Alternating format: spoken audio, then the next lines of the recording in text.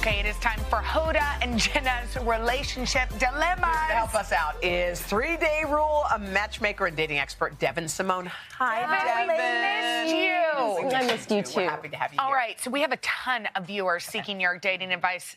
Let's take a listen to Amy from Chesapeake, Virginia.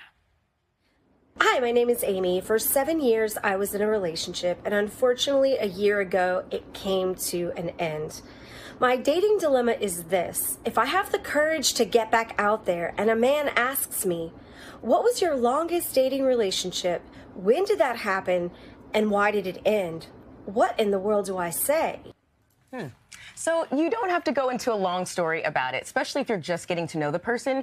You can just say, and don't trash your ex, because it never makes you look good at all. Right. You can just say something like, we grew apart, or I realized in this chapter of my life we weren't on the same page and it wasn't a good fit, but I wish them well. And then pivot to something way more fun and way better. But I also think, like, if you're both single, then everybody breaks up. Do you know?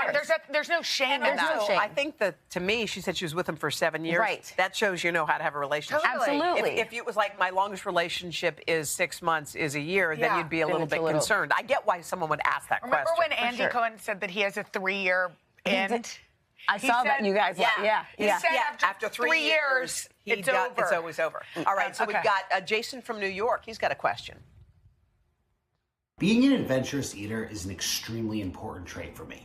Do you think it's fair to use the engagement in the ordering process and the willingness to try unique and new food items as the litmus test for if a partner will be adventurous in a relationship? I don't like secret tests. No. Communicate about it. Like, don't set someone up for a test. Communicate. Tell them that that's important to you, that you love it. Ask them what some of their favorite foods are. If they only get chicken nuggets on the menu every time you go out, then yeah, maybe it's not a fit. But you know what I do think is a good secret test, even though you don't like secret tests, is I do watch how someone is in a restaurant. Oh, for sure. And that's kind of people. That's kind of a secret test. It's like, is that how you spoke to the woman? Yes. I didn't communicate like this matters to me. Right. But it does show you their behavior patterns. How like, they act on their own is one thing, but setting them up for a test specifically, like, I'm going to order this, you know what I mean? I'm look judging at to see you. what I'm you're judging ordering. you. I see. That's like you're kind right. of You're right. icky. Okay, got Okay, next up, we have Adrian from Winston-Salem, North Carolina.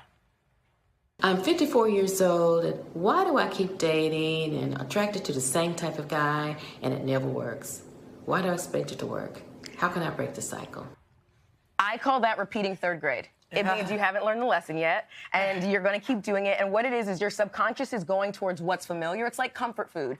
Comfort food is typically what we go for when we're feeling really vulnerable, but it's never good for us. You know, it might be a pilk or something, or just something that's like not really healthy for you, but it's what you lean into. So recognizing that pattern is the first great step. So she's 'cause you done realize, that. oh, that's exactly what she's doing. Now, write 3 must-haves in a healthy partner, like 3 qualities you'd really want, and 3 deal breakers, things that have not worked for you in the past, and then be mindful of that as you're getting to know new people. And if you feel a spark very quickly, check yourself and be like, wait a minute, Does is this comfort he have food? this? Like, Yeah. am I going for the macaroni and cheese, or am I like going for something And healthy also, here? if you go for someone who's not good for you, if that's, I don't know what her pattern is, whatever it is, sometimes it means that you think, well, I deserve that kind of guy. Yes. And you got to figure out, like, why do I think this is the right kind of relationship for me? Yeah, Like, it has nothing to do with the them. person. You got to sort your own business, and then you can get to And it. when you do sort your own business, you're ready for that type of commitment. ready. Like her recognizing this, she's already 3/4 of it. moving By in the way, the right she's direction. Gorgeous. Yes, she is. She's going to All meet right, somebody. we've got Ashley from Norwalk, Connecticut. My name is Ashley, and as of recently, I've been trying to put myself out there a little bit more and date, and I've heard great success stories about dating apps, so I'm willing to give it a try. I'm just looking for a little advice as to like what people love or hate to see on a dating app profile.